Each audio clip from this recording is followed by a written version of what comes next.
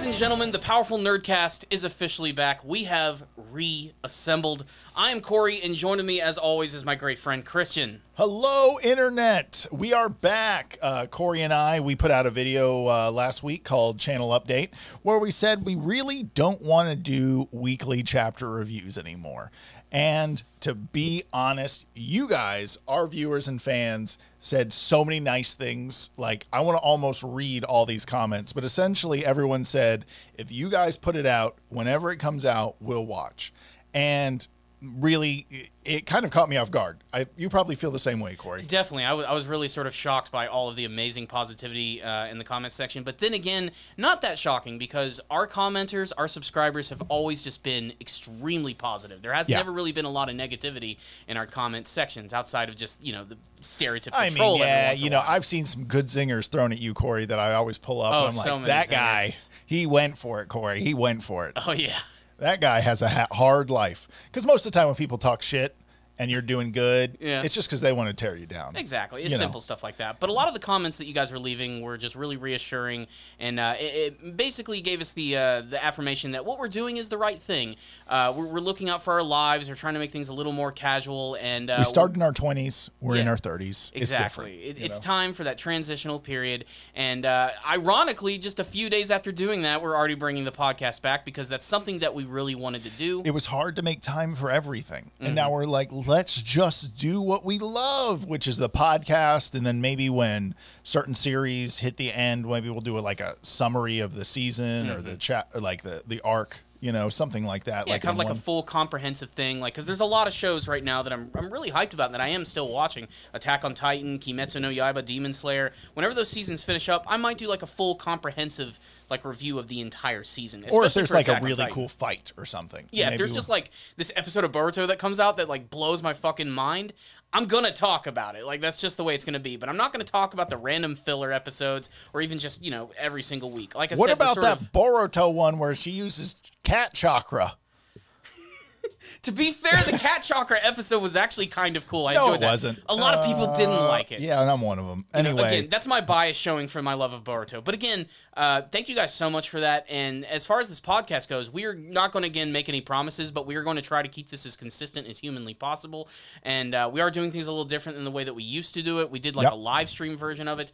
This is pre-recorded. Well, so let's not promise we're never doing live again. Yeah. But for now, we're just trying to get the rhythm back, and we're here hanging out with everyone. We got a few topics picked out we want to discuss. And I think the other thing is, I just really wanted to start this episode off by essentially telling you guys thank you, because we just had so many people saying we've been watching you since 2012, which is very soon to when we started.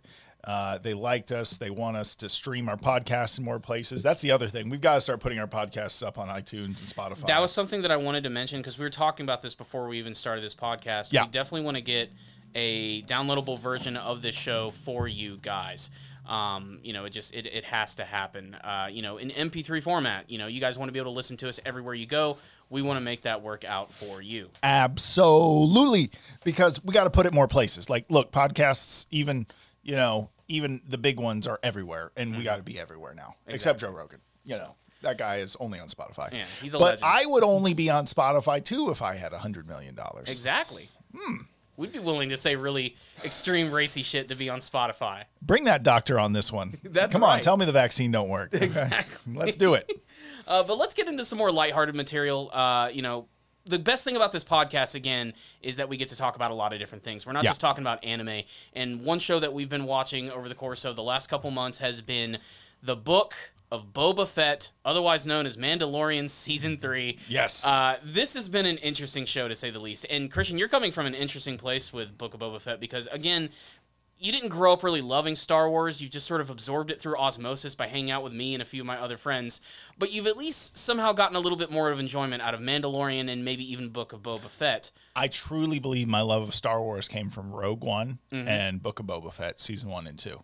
Like, legitimately, those are the only shows that I truly care about that are Star Wars related. Like, I don't really care about the old movies all that much because I didn't care about them growing up. And I sure as hell don't like the new sequel trilogy. And the prequel trilogy, I think I like the last one the most, even though it's maybe the most hated, because I think it has some of the best action, and it's like the downfall of Anakin. It's like one of my favorite, one of the sequel or the prequel trilogies. Yeah. But yeah, I'm not a back in the day Star Wars fan. I'm a now Star Wars fan. Make them chrome, make them look cool, make them have invincible armor, and there we go. You know, like that looks cool. And that's Mandalorian and Book of Boba Fett to a T. But the thing about the Book of Boba Fett, of course, is that it's sort of a spin-off of The Mandalorian, which is a brand new character who was introduced a couple of years ago, and that character blew up mostly because of his little companion sidekick, Baby Yoda Grogu. But what a stupid name. it is a stupid name. I still don't really like Grogu's name that much, but the fact of the matter is they saw how big the show was, and they introduced Boba Fett back into the series. And even if you don't know about Star Wars, you just look at Boba Fett. Like, you look at him and you know why he's famous, because he's a cool design, he's a cool character, and that's why people like him. And they're like, you know what? Let's throw the Star Wars fans a bone. Let's give him his very own series. And, you know, for me initially, before the show actually began, my hype was through the roof. Like, I was so excited for this. Ever since I was a kid, all I've wanted was some live-action Boba Fett stuff. And what they gave us in Mandalorian Season 2 was nothing short of just pure epic. Yeah, just so damn good. The introduction of his character coming in and John Wicking some stormtroopers really made me happy. And I'm like, yeah, I would totally watch a whole season of this shit. And then we got the Book of Boba Fett. Yes. And it ended up being okay. Okay, so we got 6 episodes. The first 3 7. were back. Oh, there were 7? Yeah, but they might as well be 4 episodes, because only 4 of them are really fully dedicated to the actual, like, character Boba Fett. You know, like a Bantha. Yeah. Anyway, so essentially the first, that's a huge meme. What does that statement even mean? Oh, when he's like a Bantha. Like a Bantha. Yeah, you someone take this and turn this into a gift. But the main thing is the first 3 episodes are essentially backstory to find out how Boba Fett has come to be this black cloak, what do you call that stick he has? The gaffy stick? Gaffy stick wielding, you know, like dude that like stares ominously off in the distance as he sees Mandalorian carrying his armor on the back of a speeder bike. You know, so, and it was good, but I didn't care. Didn't care. Did you care? I cared a little bit. I like to see as what's the comedian that described it? Patton Oswalt. Yeah. How do you say? And then I don't give a shit where stuff I love comes from. I just love the stuff that I love. No, describe how he did the thing and then his he totally called the whole thing of, like, you know, the Mandalorian gauntlet pulled himself from the maw of the sand beast. That's what Patton Oswalt said years ago. It was like a big bit. It was a joke. Totally, that's what ended up happening. Exactly what happened. You know. So basically, the Book of Boba Fett is there to explain how Boba Fett survived the Sarlacc pit, which is to say he crawled out of that thing, his armor was stolen by Jawas, and he was taken in by Tusken Raiders, and then it becomes Dancing with Tusken Raiders, where basically he lives with their tribe for an indeterminable amount of time. We don't really know how long he's actually there, but he basically becomes completely assimilated into their culture and finds a great amount of respect for it until eventually the entire all do mushrooms. Yeah, exactly. There's literally a peyote scene where he makes his own gaffy stick, total like Jedi style. And then eventually the tribe ends up getting killed, and he returns to being the way he was, and that brings us to where he was in Mandalorian, where he gets his armor back. He takes over Bib Fortuna's syndicate, which originally belonged to Jabba the Hutt. And this entire series, the whole premise is basically him trying to vie for power and become like the next major, they call it daimyo, of Mos Espa, Mos Eisley, all these various cities on Tatooine, and that alone is actually a pretty cool springboard for a story. Yes, but the execution just did not work for me because I just think the first 1/3 or first half of the season fell a little flat for me. It did, and we never really got to see Boba Fett do much cool stuff. He was responding to things happening to him instead of him going out and doing things. Yeah.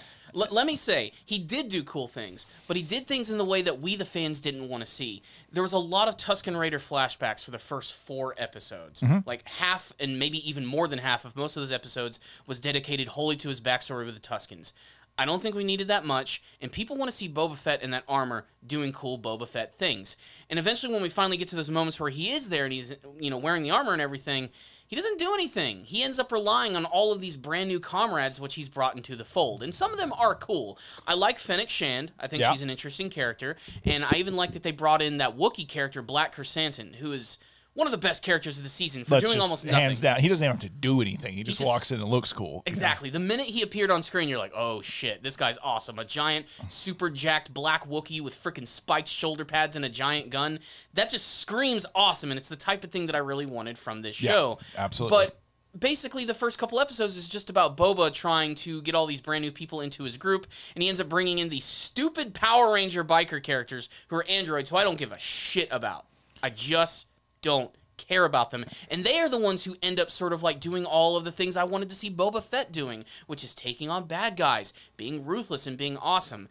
And that's when I realized about halfway through the series what the Book of Boba Fett really was. It was a character reevaluation. Everything before this, who Boba Fett was as a character, was mostly a mystery. The only times we'd seen development for this character was, say, in the Star Wars Clone Wars series, where he was a younger child, seeing him interact with a bunch of other bounty hunters, and getting to see where he eventually becomes that character from the classic films who, again, does almost nothing. He has barely any dialogue. He stands around, he looks cool, he shoots at Luke Skywalker, and he falls into a giant sand vagina and dies. Yes. That's all we knew about the character. Here, they're trying to change him a little bit. They're trying to show that he's not just some cold-blooded, ruthless killer. Still willing to kill, but also having a sense of honor, a code of honor, if you will. Yeah. And that's basically what they really try to drive home throughout the course of this entire season. And right as it seems like they're really starting to do a great job and develop and mine that amazing thing for Boba Fett, they decide to switch gears and bring it into Mandalorian Season 3. And that's when the season got cool. Yeah, and that is what's sad. Well, maybe we're getting our cake and eating it too. You can't have Boba Fett be the coolest character and be the nicest guy in the room. That's what the Mandalorian does. Exactly. He's the cool guy that just kind of shows up and beats people up with a little more character development than Black Chrysanthemum. Exactly. And then you got Boba Fett, who's trying to do more for the people around him. I think he really does want to be a good leader. Yeah. And like he said many times, or at least a few times, especially when he's talking to Fennec Shand, he said, I need a village. You can't survive alone anymore. He's like, I get that. It's dumb. I'm not doing it. I want to build something here, and I want to protect these people. Yeah. But he also, at the very end of the season, says he doesn't really like doing this anymore. I know. So I'm like, whoa. It's like, well, we're not going to backpedal on literally the last scene. You giving it to the Power Rangers? Season. What are you doing? You know? Again, the entire motivation behind Boba Fett is that he doesn't want to work for bosses that are going to get him killed anymore. He's been doing this for too long. Yeah. I would have preferred a show about him just having these random one-off adventures, going off on bounties and interacting with classic Star Wars bounty hunters, and maybe even some new ones. Maybe we'll get a prequel series. Really awesome. But then we got the Mandalorian stuff, which came in about halfway through and pretty much dominated the episodes from then on in. I mean, in the final episode, we definitely got some great stuff from Boba, but I mean, this is where they're like, you know what? We need to throw a bone to the Mando fans. Yeah, this was the Book of Boba Fett, but what they did is, hey, we don't want to wait a year for the Mandalorian hype to die down, so let's have that story continue within the series. Yeah, and that was a good and a bad thing, I think. I thought it was mostly a good thing, but it was a bad thing if you were hoping this series was going to be all about Boba Fett. Yeah. It just isn't. It's just not.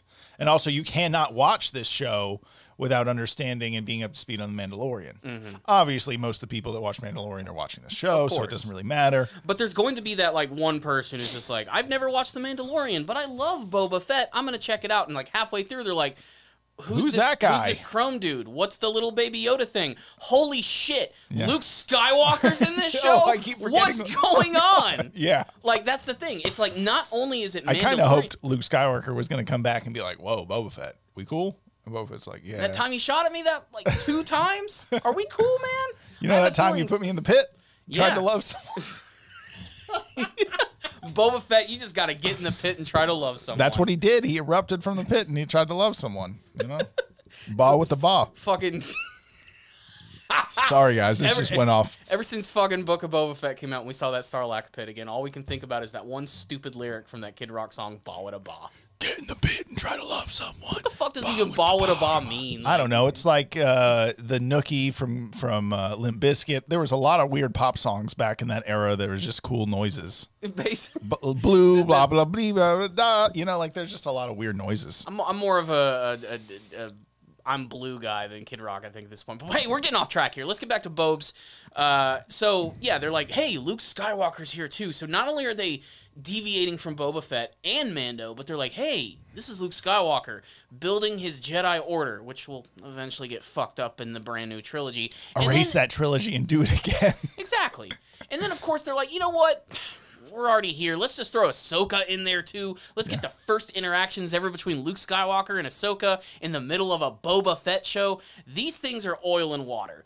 They do not mix together. And again, I think you were right in your assessment that they're like, look, we can't let the hype die down. No. We've got to continue to not only hype up Mando, but Ahsoka's getting her very own show at some point, this too, is her so launching we might point. as well bring her in. And don't get me wrong, I was really thrilled to see Ahsoka and Luke hanging out together because we'd never seen it, and they both have the strongest connection to Anakin of any other characters in the entire franchise. So seeing those two together was honestly a big moment. I do want to call some BS on the whole Jedi thing, where we shouldn't say spoiler warnings. Who cares? We We're already said talking that about too it long at this ago. point. Anyway, so I Leave think a that nasty the comment Jedi about spoilers. Yeah, you guys shouldn't have put that in the title and the thumbnail. You ruined the thing.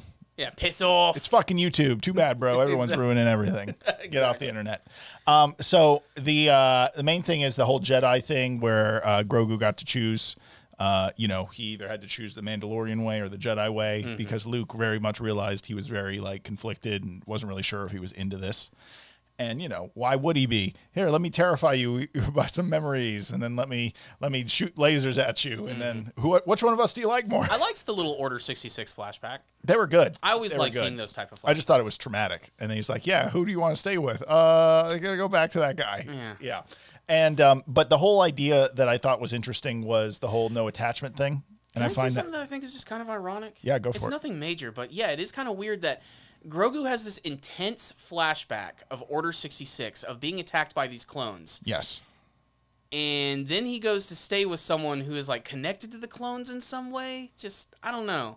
Mando's not. I mean, I know Mando's not, but, like, his connection to, like, you know, that and Boba Fett and everything. Well, he knows Boba Fett. That's about his connection. But it's just weird. I don't know. Yeah, it is weird. Boba Fett's not a clone. He's a perfect clone. He doesn't have all the defects that the other clones had where they Which we originally thought he did have some sort of major defect, but that's just because he spent way too much time in the Sarlacc pit. Yeah, he got melted a little bit. He got melty.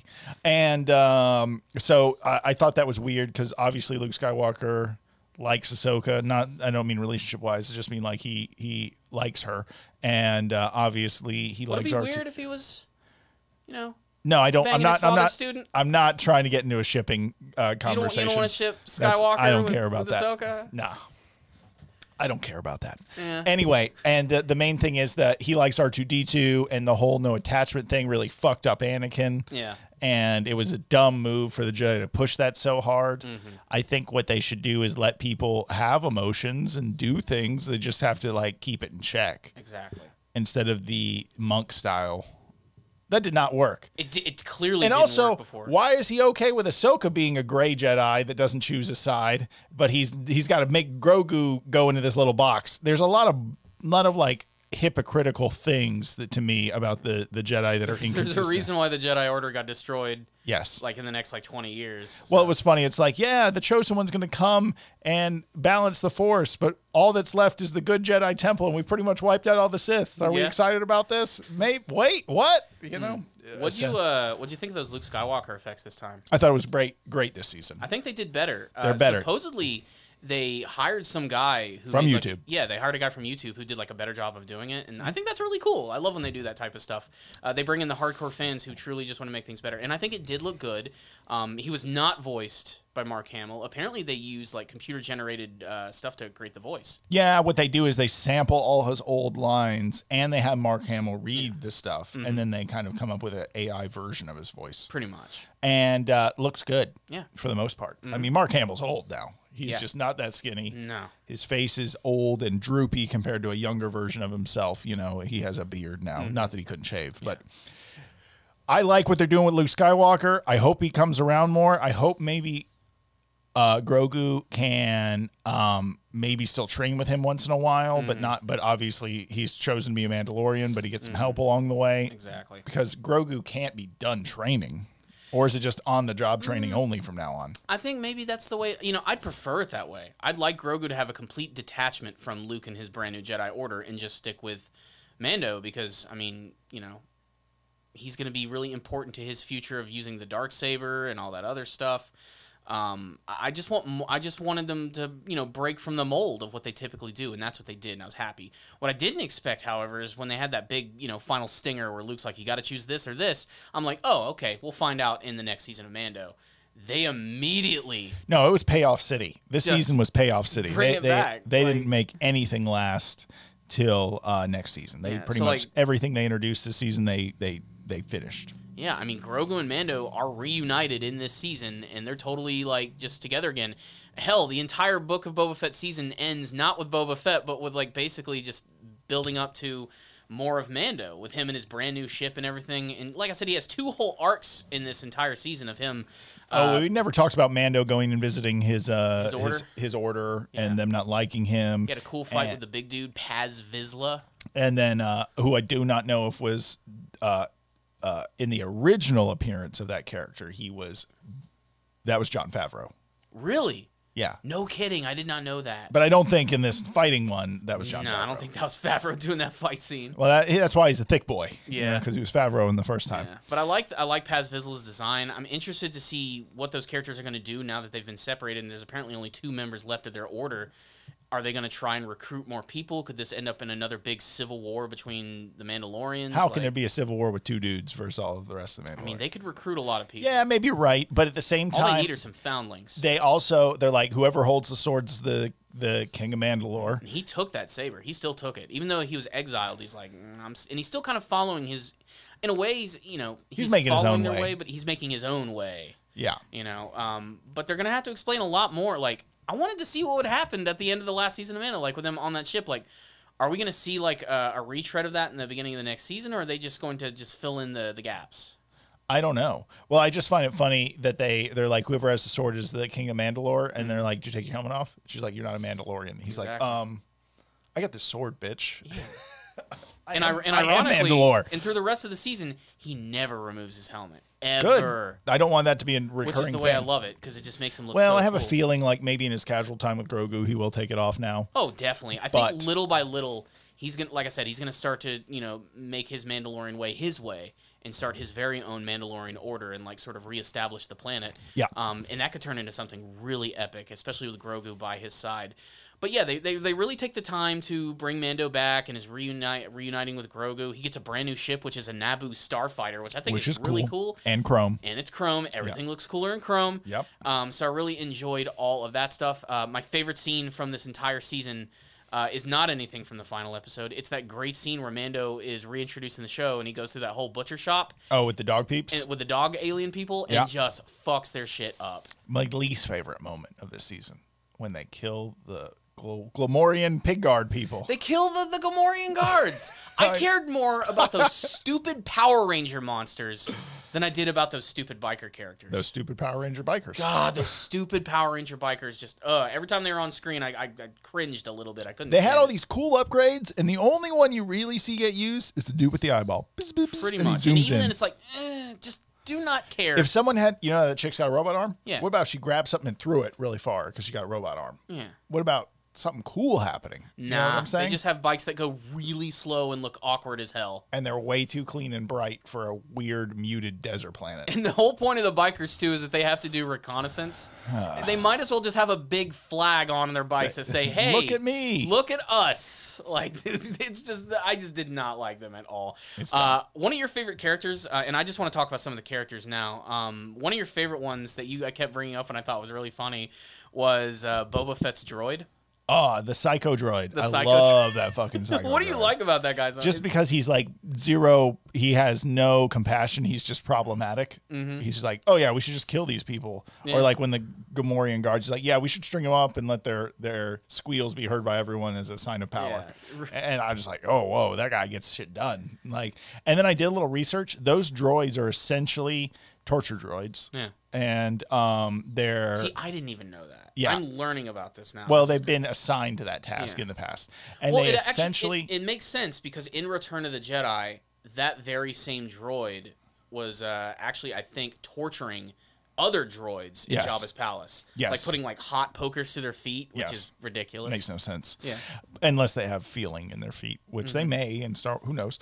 And but they're essentially, if you gave, I would assume, like an executioner back in the day, they essentially lose some of their humanity. And we've seen time and time again, droids sort of actually become more human the more they do things.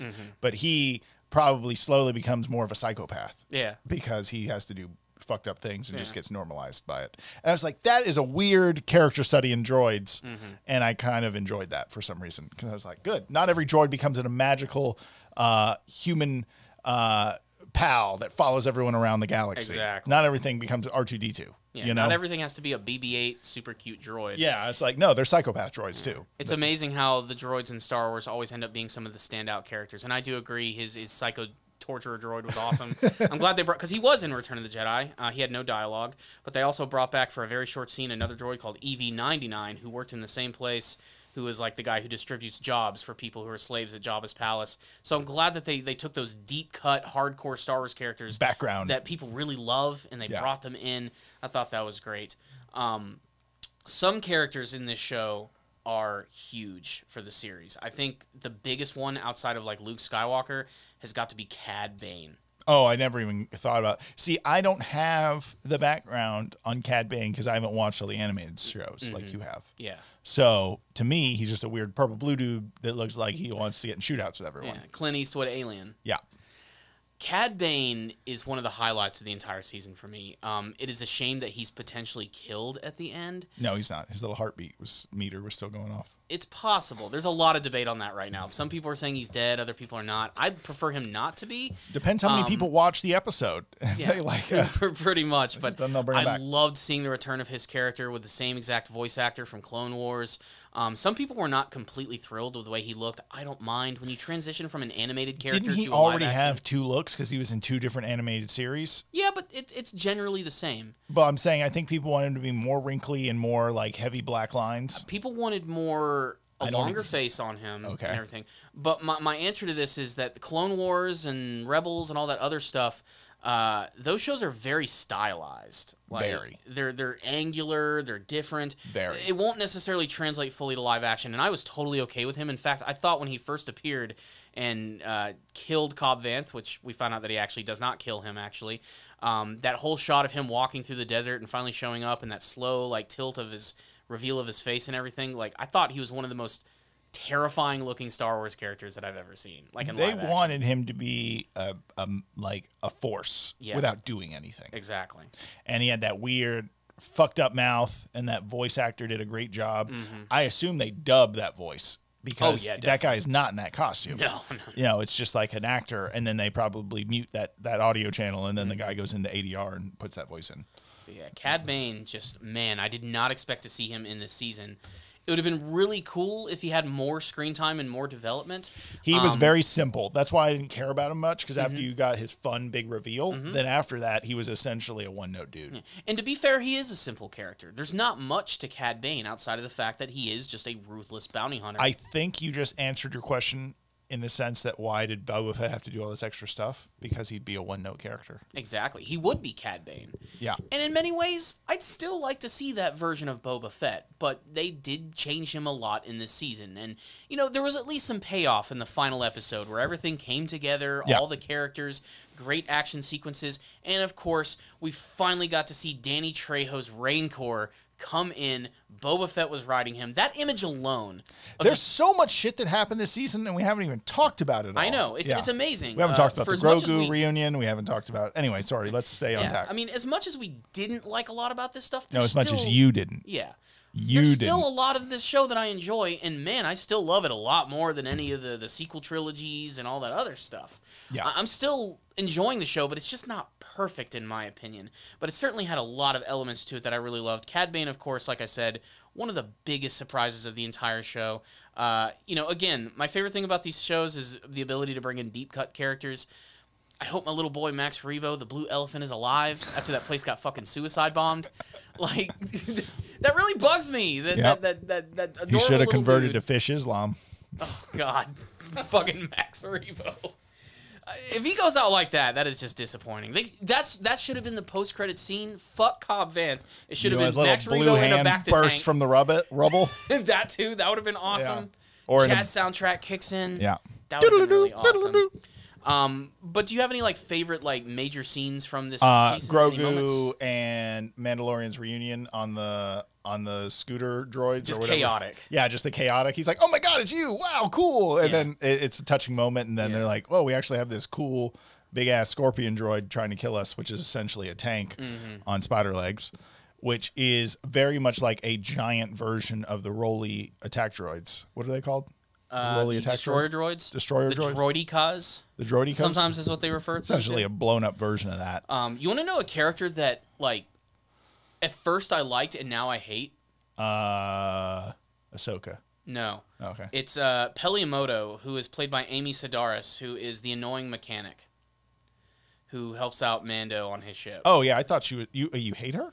I don't hate her, but man, her scenes sometimes go on for way too long. Well, you know. I get it. I'm a quirky mechanic with ridiculous droids. And then that goes on for 7 minutes when they're building that ship. Yeah. And that went on too long, and it's just like, I don't know. Her character's just a little too goofy for me and clashes with a bit of some of these elements, which I thought Book of Boba Fett was going to go a little darker, and it did in some territory. Like, there are moments where it went, a little hard, but then it kind of backs up a little bit and gets really goofy again. Yeah. But again, that's Star Wars. It has to be a mixture of like all of those elements in some way. Mando coming in and cutting a dude in half, and then Peliomoto being ridiculous with her stupid droids. Like, they're there's two also, sides of the same coin. There's a lot that's left to do next season of The Mandalorian, like him getting better at the Darksaber. He did not overly use it in the final battle. No, he didn't. I'm glad he didn't either. Because he's not an expert with it yet. In fact, when he used it for like the first time in the season, he ended up accidentally cutting his leg. Yeah.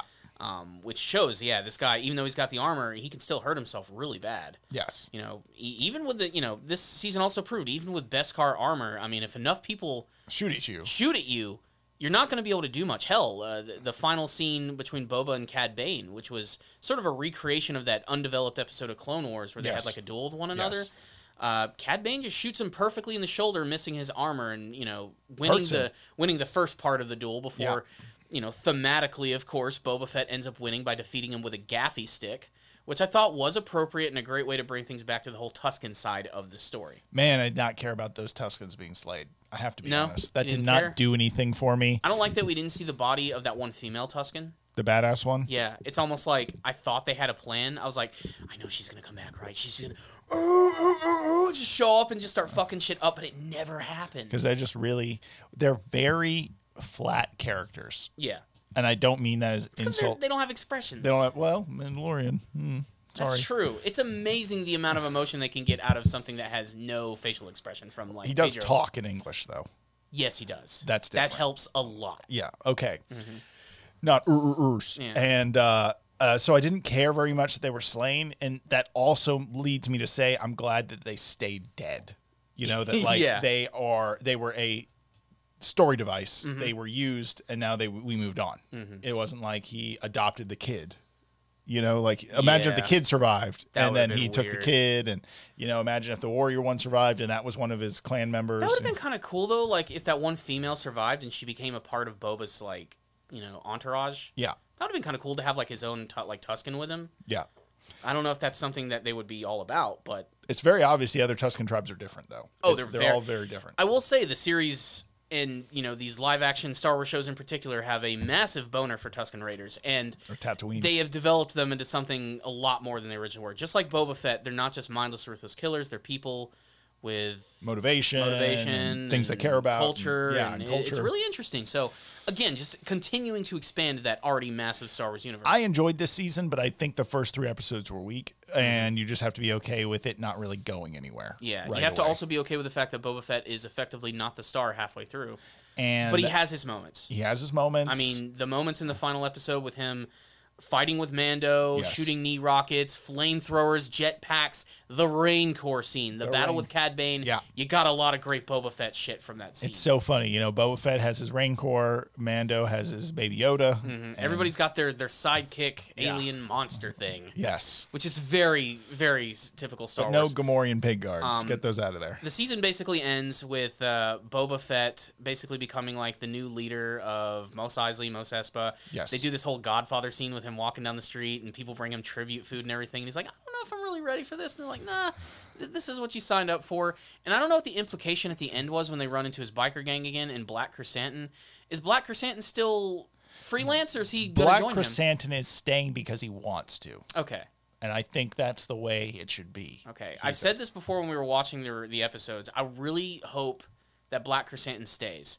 The only reason is because I've always felt that Boba Fett How was the like, fuck would they just get rid of that character? Like, they're not going so to. classic. He's so cool. Like, already. Like, Yeah. he appeared in the comics, I think, first. You also talk about the kids being a Power Ranger character. Black Yeah. Chrysanthemum looks like a Power Ranger character. Yeah, he looks like he's fucking Goldar, Yeah, he's basically. Goldar without the armor, you know? He totally is Goldar. Yeah. But I love that. I want him to stick around because I've always felt, and I've said this before, that Boba Fett is kind of like a dark mirror of Han Solo. Yes. And, you know, Boba Fett with a Wookiee who's like a slightly more evil version of like Chewbacca. Like, Yeah. I don't know. I just love that. Technically, that feel. Harrison Ford and Chewbacca are out there right now, right? Yeah, they are technically out there right now. Yeah. Yeah. You know, Han's ruining his marriage, or maybe they're just having Raising his kid wrong. Maybe I don't know if Ben Solo is alive yet or not, or Yeah, we if don't if they've conceived him or not. I don't know. Put on the Barry White and do it down in the Millennium Falcon. We'll see what happens. But they're out there somewhere doing their very own thing. Yeah. But overall, final score for the season out of 10, 10 being amazing. I think it's a solid 8. Really? I think it's wow. good. You're being nice. Well, I thought it gave me what I wanted. I got some cool action. I got more Mando. I got more Grogu.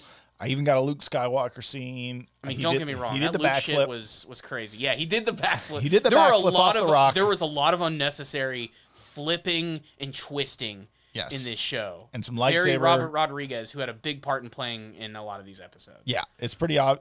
To me, besides the weak first 3 episodes, it was a great season. Yeah. I'm a little different than you. It's not much worse, though. I'm giving it a 7. Okay. I think it definitely had some issues, mostly in Okay, terms if of 7 wasn't a focus. choice, would you go 8 or 6? Because 7 is the most safe bet. The imagery is so cool It's so sometimes. cool, bro. Just there you go. It's an 8. Like, okay. Boba Fett on a Rain Corps is just so... And then the Rain Corps ripping droids in half and, like, kaijuing its way through Mos Espa is fucking awesome. But it took too long to get to that. I got to stick with my 7, but I hate to say it, 8 and 6, it might be a 6. Okay. And I really hate to say that. But again, I still got so much enjoyment out of this show, and I really enjoyed it. And if It's you guys all are right. Star Wars fans, I highly recommend that you check it out. If you did watch it, sound off in the comments. Tell us what you thought. Even if about you it. got spoiled by listening to us, still go watch it. Yeah, go check it out, It's man. good. All right. So What do you want to talk about next, Corey? more movie shit. And I'm this gonna one's going to be cut to pretty your brief screen because, for a second. Okay, I'm on your screen. What do you got there for us? So we're going to be taking a look at Jurassic World Dominion. So this trailer just came out yesterday, and I'm excited for Jurassic World despite the fact that I thought the last one Press play so we can talk just over it. sucked so much. And go full screen. So, alrighty, I'm going to go full. Boop. Oh, you jumped and to I'll the just, end. jump to the end of the trailer. Oh, you did it my again. Lord. Do you know how to use a touchscreen, Corey? I am touching the thing. Okay? All right, so Whoa, dude. Is that look, you think it's and now it's cuts to Yosemite. That stupid show everyone loves right now. I will say my favorite thing about all of this that we're seeing right now in this trailer is it looks different. It does. It looks like a remake of Jurassic Park 2 where they bring the dinosaurs. Mm-hmm. Obviously, it's referencing that in some ways. You know? But I love the whole snowy setting. It's something different, and it gives it a completely different feel. It's very much like living with dinosaurs now. So Blue now has a baby. I don't know how called the fuck that happened. Light blue. Yeah, light blue. Baby blue. Little blue. Little blue. How did Blue have a baby raptor? Life finds a way, Corey. I guess Don't so. make me That's say going to that. be the excuse throughout this whole thing. I like that whole amber universal It's an amber. thing. It's got a mosquito in the middle. Yeah. And of course, Chris Pratt, meeting up with Blue again. He's doing I don't that know who this Grogu new move. female character is with, this little girl. Is that the clone chick from the last one? I think Maybe. it Why is. not? Oh, we got the Mosasaur. Why is everyone worried about the mosasaur? I mean, just keep feeding it. Dude, It'll if be there was fine. a Mosasaur in the ocean, I would never go to the ocean ever again. Well, why would a mosasaur attack a boat when it could just eat fish in the water? I don't know. it's Sharks attack boats? There's so much to eat. Of course, here we have the big reunion. Oh, Dr. them in Alan the tent. Grant coming back with Ellie Same Sattler. hairdo. It totally feels natural. Maybe they'll talk about the fact that they never ended up together. I don't know. Maybe they had some traumatic, Look at this shot. dinosaurs. The horses running with them. The This brand feather new raptor. Yeah, the feathery raptor. That looks really cool. More, I guess, scientifically accurate. Like, some of these shots look great, man. Yeah. Like, it's I shot love well. that shot right there with her in the water. The Asian scientist dude. He's back. We got these these are not your typical, they're like I'm going to back up just a little bit. These raptors are actually brand new. We got the feather raptor, And which for I'm sure some is odd different. reason, it's just not letting me go back. You got to hit pause. Oh, my Lord. Nah, you broke Okay, it. whatever. Anyway, Wow. either way, the raptors are chasing, and obviously Yeah. they're not blue. They're trying to kill Chris Pratt. And then we got a Whoa. fucking brand new, bigger, like these dinosaurs are everywhere, man. Yeah. Like Makes this is no gonna. It sense. looks like it's just gonna be this crazy globe-trotting adventure. Up and now there's a flying dinosaur because they left the cage open on that Exactly. other movie a while ago. I don't think we've ever seen this. No, that's called I forget the name, but it's essentially the largest flying dinosaur to ever exist. Oh, okay. Awesome shots of Triceratops. Baby Blue getting captured. There's a brand new dinosaur they're about to tease. Oh, the Dilophosaurus. Yes. So happy to see the Dilophosaurus come back. And this is a new dinosaur that I think they've already kind of teased in the intro. You've seen that one where it's like back in prehistoric time. Yeah. I think it's a Megalosaurus. I'm probably wrong on that, but that's the one that kills the Rex. Clearly, that's going to be a part of this. This is kind of like the new big evil dinosaur for this movie. But man, I'll be damned if I'm not excited. And my hype was deflated after watching the last Jurassic Park movie, which I don't even think you've actually seen in full yet. I have only seen the final thing where the guy that played the killer in Silence of the Lambs got eaten by the Buffalo Bill got eaten. Buffalo Bill gets killed by the Indoraptor? Yeah, and I pretty much watched the movie from that point on. Okay, you never saw anything. Before it's funny, that. the first half of the movie is not as fun. It's Of course. just them on the island. And it goes all to shit. Pretty much, Yeah, I saw it in the trailer. I know exactly what happens. Yeah, it definitely picks up a lot more. At least with this one, I can't quite fully Me tell. and you described the last one as felt like a Scooby-Doo movie. Oh, you know, 'cause totally. it's like hiding in the mansion like from the big monster. Yeah, it was like a Scooby-Doo movie. It was like an old Universal horror monster movie just with a fucking dinosaur in it. This feels like a Jurassic Park movie. This feels a little bit more, and it feels like this is the direction I wanted it to go in from the last one. Just again, it's different. We're globetrotting. There's dinosaurs all over the place, and they could come from any direction, and they could be who any knows? type. The big thing about this movie though is that it's bringing back the full cast, like everybody who's been in Jurassic Park who's still alive. You do have the T-Rexes in this movie, at least. There He may are not be T-Rexes. the big bad monster all the Yeah. time, but he is there. They showed it in that one scene that they teased like a month ago with the T-Rex at the movie theater. Yeah. They even show that same shot here, I think, in a few seconds where you get to see the T-Rex roaring and everything, and I'm glad to see that one back. I hope they don't kill it. I don't think they will, because apparently that's like the original Rex that's just running around North America right now, which I think is crazy. Again, I still think it's ridiculous. I mean, I know dinosaurs are big and crazy. We and have guns. We have guns, and we have things that would demolish these dinosaurs. Look, if there were like 5 dudes with 50 cals Yeah.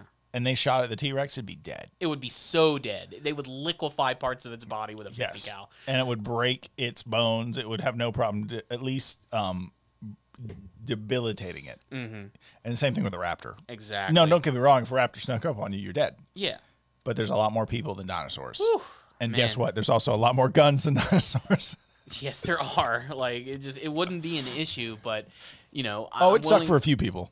I'm willing to accept to see where it goes with this, especially how it ends, because there's been a lot of weird mixed talk about this movie, how it's like, this is the end of the entire series, but maybe not. Like, To me, well, it depends how much it makes. do we need a post-apocalyptic dinosaur universe? Do you Why think did it Michael get that Crichton far? do you think Michael Crichton had this At plan? least with Planet of the Apes, they were like, hey, the thing that makes the apes smart also kills the people. Yeah.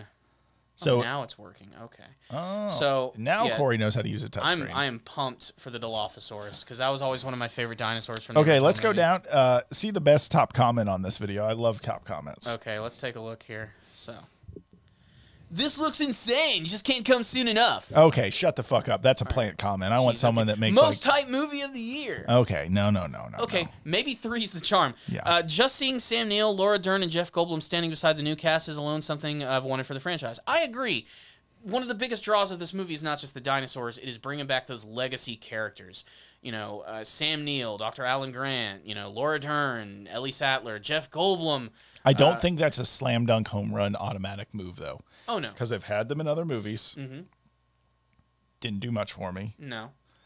Goldblum in one of the, I think it was 2. Yeah, he was in the second one. He was the star of the second one. Didn't do much. Yeah. And then you got Alan that came back for the third one. Yeah. Didn't do much for me. 3 wasn't great anyway. We don't talk about Alan.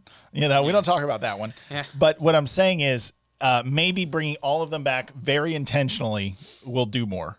I just think this is a cheap trick if it doesn't work. Mm-hmm. It's just a cheap trick to get you excited about the movie. Yeah. And man, I was really hoping for some cool top comic, some like Mimi dinosaur goofy thing, and we got nothing here. No, it's very nostalgic. No, people are hyped for the movie. It's as simple as that. That's good. I get that.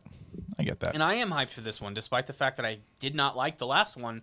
I want to see where this is going to go, and if anything, it looks like it might be a fun popcorn flick. Yeah. I agree. You can't deny the star power, the production value that's going into this. It looks great, and the CGI looks great. It has the potential to be one of the best dinosaur movies ever made. To me, Jurassic Park will always be the original, will always be the best, and I hold it in such a high regard that I would say it's in my top 10 favorite movies of all time. I love Jurassic Park. I really do. Those fucking dinosaurs. Yeah, man. This fucking dinosaur movie's so good. Man, I can't wait to see the Dilophosaurus. Hope it has a great scene. I hope it fucking spits some shit in people's eyes. I guarantee you who it... It looked like it was Bryce Dallas Howard who was getting a face of the Dilophosaurus. I thought for sure you were going to say facial. A facial? Ooh. It looks a little different, but I mean... That dinosaur only kills evil people. Okay, so it's not going to shoot the goo at our main people. There's going to be the evil corporate dude, or maybe that evil Asian scientist guy. Like someone else is going to get the Dilophosaurus' goo. The Dilopha goo. Nobody wants that. No. Nobody wants a Dilophosaurus facial. It's bad for your health. Anywho, still, we're pushing it a little bit, yeah, Corey. We're fringe media over here. It's okay. I'm excited for this one. Vaccines don't work. No, okay, they don't. Don't say yet. Don't confirm that on the spreading internet. misinformation. I'm like Joe Rogan. But I'm excited about that dinosaur movie. I'll probably be seeing that. We should say we saw the new Jackass movie in theaters. We did see the new Jackass. We planned on it, and then like a week out, we're like, never mind. I don't have to see it this weekend. Yeah. And then our schedule's freed up, and we're like, let's go see it. Yeah, and it was great. It was awesome. It was great. The more I think about it, the more I actually enjoyed it. What I love about the Jackass movies is, they're not high art, they're Jackass, but like when you're in a theater filled with people who are cringing and laughing, it just amplifies everything. No one walked out. No. We all were in it for all the dick and balls and the bad jokes. And boy, was there a lot of dick and ball. Never sexual stuff. Just a lot of like, the Steve-O bee thing was like one of the worst, where they put the queen bee under his dick and balls. They put it in his gooch. Yeah, there was literally a camera. I've never seen so much gooch and asshole in a movie. Oh my! And it's rated R. It didn't get NC. It's rated R. I don't know what they did to get that through with no NC-17. Did they slip them an envelope of money? Like, how did that work? They're just like, it's Jackass. We know that this is what it's going to be. I mean, it's 50% dick jokes and 50% pain. Yeah, there wasn't as much gross stuff as I remember. Like, not too much throw up. Yeah. Like, Steve-O used to barf 5 times in every movie. That was like his thing. Yeah. Easily. I think the only person who threw up again in this, it's like a tradition, is that one camera dude. Oh, yeah. The bigger guy. Yeah, in every movie. He's in the corner holding the camera. He gags so much. Yeah. And again, it's always because of like some shit or something. I think like when Preston shit himself. When he was wearing that big jumpsuit. Do you remember that? Yeah, and then the other guy drank pig cum. Dude. We are saying some fucked up shit in this podcast. I gotta say, there aren't a lot of things that make me like gag like when I watch them. That was one of the few things. Like when Chris Pontius took just a big old glug of fucking pig jizz. Tastes like pig and jizz. Didn't even like, he barely winced. He did it one like. He did one little like, and then he's just like, yep, that's pig cum. I was like, oh my fucking God. That was disgusting. That was a brutal. Look, it's it takes something from you to watch that movie, but it gives you something too. It changes you. Yeah, you don't come out the same person. But lots of highlights. I mean, the intro alone, Cockzilla. Cockzilla, Was fucking crazy. The Chris Pontius's dick painted like Godzilla destroying a miniature city. Yeah, with the little people adding the little arms and like Muppeteering it. Just spraying everyone. With jizz. There was a lot of jizz in this movie, too. And then there was Johnny Knoxville recreating his bull scene. Ooh, and getting fucked up. Well, you can tell everyone's getting older because everyone's getting knocked out now. They're not like, whoa, that was fun. They're like, on the floor, like losing consciousness. Johnny Knoxville is the only guy who gets involved with big animals every time. Like, he did the bull before.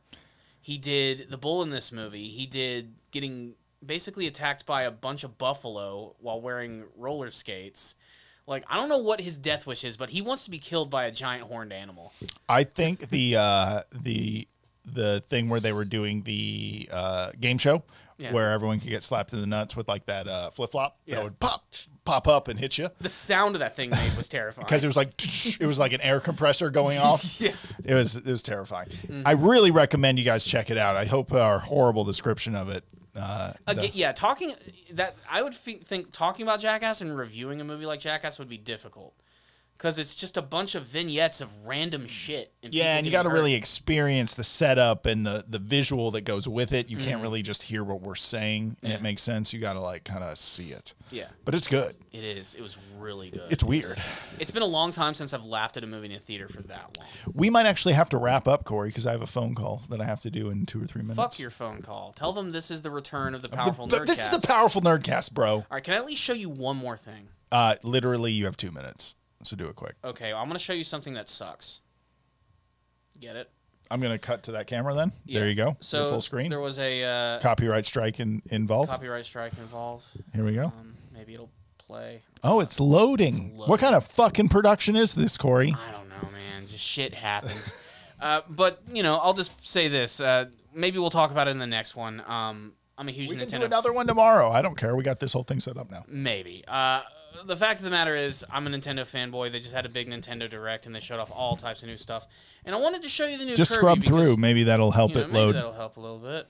There we go. So they got the new Kirby game that's going to be coming out. Oh! And I know Kirby's like, I know you're not like huge into Kirby. No, I actually really love the original Kirby game on Game Boy. I played that a lot. Dreamland was like the shit. Okay, and I wanted to bring that up because I remember back in the day, like hanging out at your house. You had your computer desk. Yes. And at the top right, you had a Game Boy. And you had like a few games. Yes. And one of those was Kirby's Dream Land. I love Dreamland. And this is the brand new 3D Kirby game, Kirby in the Forgotten Land, and it looks incredible. And I want people to know about it, and I want people to buy it. I mean, look at this shit. I'm so excited. It looks very much like stylistically, and the stage of it looks a lot like the new Mario game. Yes. In fact, this probably takes a lot of inspiration from Mario Odyssey. Yes. Just because, again, it's a big 3D world. Look at this. Like, here's one of the new powers, and it has a hilarious name. It's called Mouthful Mode, which sounds really sexual. But basically... Only when you say it like that. Yeah, Kirby can take a whole mouthful, and, there's all these brand new things you can transform. It reminds me of that Rick and Morty bit where they're like, hurry, concentrate, and turn into a car. That's exactly what it is. The vending machine, you can be the cone. What power does becoming a cone do? Oh, you can poke you can things. Just do that type of crazy shit. But these are like the Couldn't he just turn into his rock version? Scissor lift Kirby. Yeah, this is very construction equipment. Ring mouth. It's exciting. The flying one looks really cool, and they show that in just a second. I think that looks great. Kirby is an overpowered being. And dude, Death Battle confirmed he can beat Majin Buu, so... Yeah. But I mean, this looks... And this is just these, like, styles. He still has, like, this typical just copy abilities. Yes. You swallow and then grow a hat. You build up your town. You have, like, an arena that you can battle in. This is where they go into the whole thing about your copy abilities, which is typical Kirby. You can get them and you can upgrade them, and you can make them even better than they were before, which is awesome. This looks so fun, man. Everything about this game just looks great. I wish I could talk more about the Nintendo Direct, to be perfectly honest, but I mean, it is what it is. I know we don't have time today. I'm going to ask this guy to give me 5 more minutes. No, it's okay. Well, we're out of time, so I need 5 more minutes. Yeah, we basically need. But I just wanted to give you a little bit of taste of that. We'll talk about it a little bit more maybe in the next one. Maybe do a little bit more of a dive in the Nintendo Direct and a few other subjects. But that's it, guys. Podcast is back yet again. I feel like we say that every other couple of months. Let's stop saying it. Here's our next episode, bitches. Yeah, here's our next episode. I hope you guys enjoyed it. If you guys have any topics you guys want us to talk about, please sound off comment section below. Also, just let's have a discussion about some of the topics we talked about today. We'd love to converse with you guys about all of that good stuff. Yeah. And again, make sure to check us out on our YouTube channel. Make sure to subscribe. Make sure to hit the bell notification icon because YouTube algorithm, you know how it works. It'll let you know when our videos are released. You could also consider liking this video. We'd really appreciate that. Also, we will be putting this on Spotify, Apple, and everything else. At some point, yes. We want to make that accessible And to when you that guys. happens, we need you guys to go review the podcast immediately because it'll help with our rankings. Yes. You know. And here's the other thing. Feedback. Do you want us to put our old library all up too, or do you just want us to continue from where we're at? Yeah. Actually, that's more of an us conversation, but feel free to join in on that. But I appreciate you guys a lot. The internet, you guys were super sweet to us last week. We really do have some of the best fans. Even though we don't have millions of views, we have a great fan base that we have built over the last 10 years, and we are happy you guys join us every week. And even though we're not doing weekly reviews, we will still put out content we are passionate about. Anything else, Corey, before we end it? No, that's it, guys. Thank you guys so much for watching, and we'll see you all next time. Peace.